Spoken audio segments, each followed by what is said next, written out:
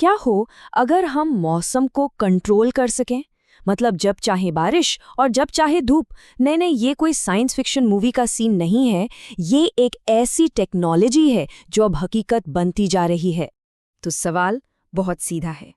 क्या हम सच में अपनी मर्जी से ऑन डिमांड बारिश करवा सकते हैं? मतलब क्या इंसान बादलों को हुक्म दे सकता है कि चलो अब बरसो? ये सुनने में नामुमकिन सा लगता है ना? पर इसका जवाब आपको हैरान कर देगा। देखिए, एक तरफ तो ये हकीकत है, सूखी जमीन, पानी की जबरदस्त कमी और सूखा जो दुनिया के कई हिस्सों के लिए एक बहुत बहुत बड़ी चुनौती है। और दूसरी तरफ है ये सपना, एक ऐसी दुनिया जहां पानी की कमी बस इतिहास बन जाए, जहां हम जब चाहें जहां चाहे बारिश करवा सकें। पर यह सपना हकीकत बनेगा कैसे?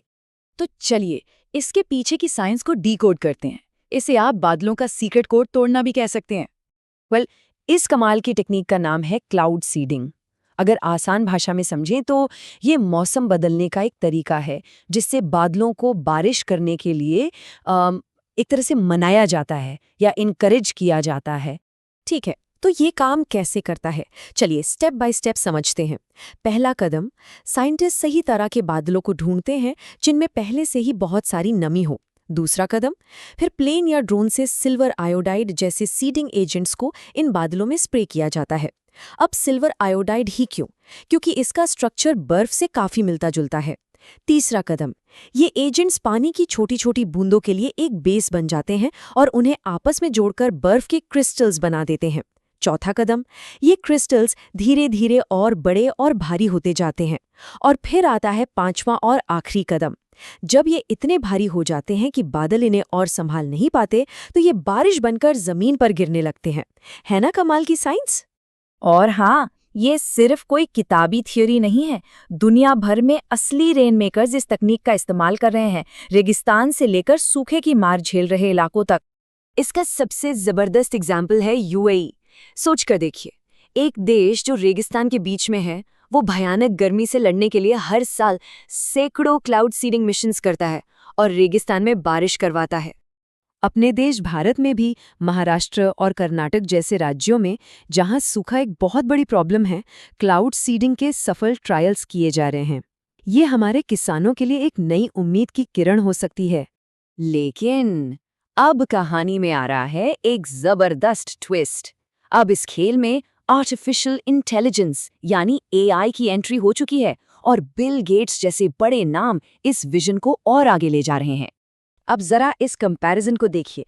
पहला वाला तरीका ज्यादातर अंदाजे का खेल था, कामयाबी की गारंटी कम थी और अनिश्चितता बहुत ज्यादा। लेकिन एआई के आने से अब सब कुछ डेटा ड्रिवन है। अब गेस वर्क की जगह एआई की सटीक प्रिसिजन ने ले ली है। एआई बताता है कि कब, कहां और कितना सीडिंग एजेंट डालना है ताकि कम से कम खर्च में ज्यादा से ज्यादा बारिश हो। और इस पूरे ऑपरेशन का दिमाग है माइक्रोसॉफ्ट एज्योर जैसा एआई क्लाउड प्लेटफॉर्म। जरा सोचिए, ये platform satellite images, weather radars और ग्राउंड सेंसर्स से रियल टाइम में डेटा को एनालाइज करता है। ये बादलों के बनने और उनके चलने की दिशा को प्रिडिक्ट करता है और फिर सीडिंग के लिए सबसे परफेक्ट टाइम और जगह बताता है। ये बिल्कुल एक एडवांस्ड वेदर वीडियो गेम की तरह है, जहां हर मूव, हर चाल डेटा पर बेस्ड होती है, जिससे कामयाबी का चांस कई गुना बढ़ जाता है। पर जैसा कि हर पावरफुल टेक्नोलॉजी के साथ होता है, यहाँ भी एक बहुत बड़ी बहस शुरू हो जाती है। क्या प्रकृति के साथ इस तरह की छेड़छाड़ करना सही है?